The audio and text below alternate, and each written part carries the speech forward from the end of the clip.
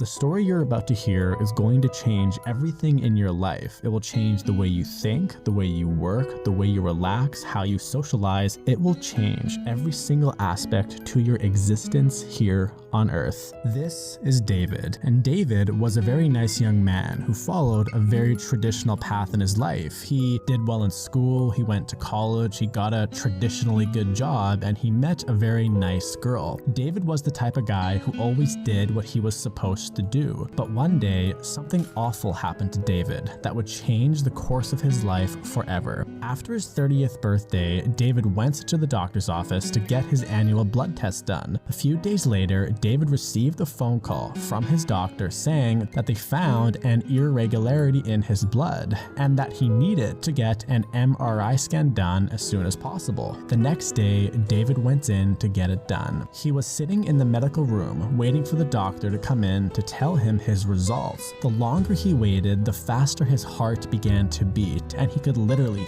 feel and see the sweat droplets crawling down his face inch by inch. Every minute that went by felt like an eternity. The door opens, David sees the doctor, and he immediately could tell that something was off just based on his empty expression.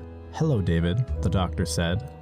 "Hi," David says. "David, there's no easy way to say this. We have found a cancerous tumor in the back of your brain. Fortunately, it's not too big, and if we get it out as soon as possible, we don't think there will be any further complications. However, it is a very dangerous procedure." With shock and fear in his voice, David says, "What kind of risks?" "Well, the tumor is very close to your brain stem, so if we make a wrong move, you could experience long-term brain damage, which would impair many different things, like the way you speak, the way you think, your memory. You may even forget the people who you love in your life. But if we don't do this procedure, you will likely die in the upcoming years." Tears began falling down David's face. "I know this is hard, but I can book you in for a surgery 1 week from today with one of the best neurosurgeons in the entire country. Do you want me to book it?" The doctor said.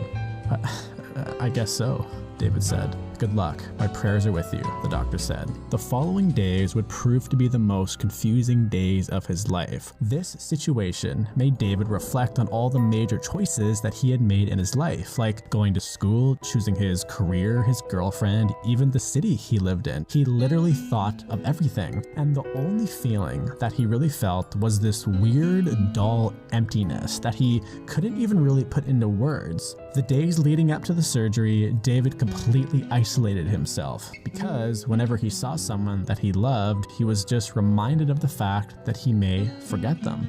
It was now time for the surgery. David laid there on the white medical bed in the operating room waiting to be put to sleep. The idea that these doctors were going to cut his head open and then go into his brain with their little tools to remove a lump of tissue that was slowly killing him was both unbelievable and terrifying to him. The doctor came in, looked right into David's eyes and said, "It's time. When I put this mask on your face, it will release a gas that will put you to sleep. Start counting backwards from 10, starting now. 10, 9, 8, 7. David had fallen asleep for potentially the last time in his life. While David was asleep, he began to dream. Random memories came fluttering back to him, some good, some bad, but even in his dreams, that confused, empty feeling still haunted him. Within his dream state, David suddenly found himself appear in a totally black room with just him and a mirror. He walked over to the mirror and he began to stare at himself.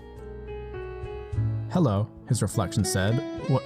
Hello?" David said in shock. "Don't be scared. This is just a dream. Plus, I'm not actually you," the image said. "Right, this is just a dream," David thought to himself. "Well, you certainly look like me and you sound like me. If you're not me, then who are you?" David said. "I'm who you think you are," the image said. "I'm who you think you are? What does that even mean?" David said. "I'm the person who you think you are," the image said. just said the same thing twice, David said. Sorry, I'll be more clear. I am the accumulation of all the voices that you have internalized from other people, like your parents, your friends, and society, who all wants you to conform to what their idea of who you should be. To put it simply, I'm the person who the world has told you to be, and unfortunately, it looks like you have listened to them. David looked down for a moment, still feeling confused. I'm the person who the world has told you to be, David thought to himself. So you're saying I'm fake? David said. Well, I'm the one who is truly fake. The real you is still inside you, and it will always remain in you until the day you die. But yes, in this moment, you think you are me, but you aren't. Okay, so if I think I'm you, who is a fake person, but I'm not actually you, then who am I? That is a great question. You should probably figure that out before you actually die for real. Oh, did you hear that? Looks like our time is up. I sure hope you stop listening to everyone so you could finally start living your own life. David wakes up. The surgery was a success. He is now physically healthy. When David got home from the hospital, he just sat in his room trying to absorb everything that had just happened. He was confused, happy, angry, all mixed into an emotional cocktail. As he was feeling all of this, he once again saw his reflection in the mirror in his room. He began to stare at himself very intensely, just like he had in his dream. But this time, nobody spoke to him. Then suddenly, David began to feel very, very emotional. But this time, it wasn't that empty or confused feeling that he had experienced before the surgery, but rather, it was this powerful feeling of loss and sadness, because for the first time in his entire life, he realized that he had no idea who he really was or what he wanted out of his life. He felt like a lost human being.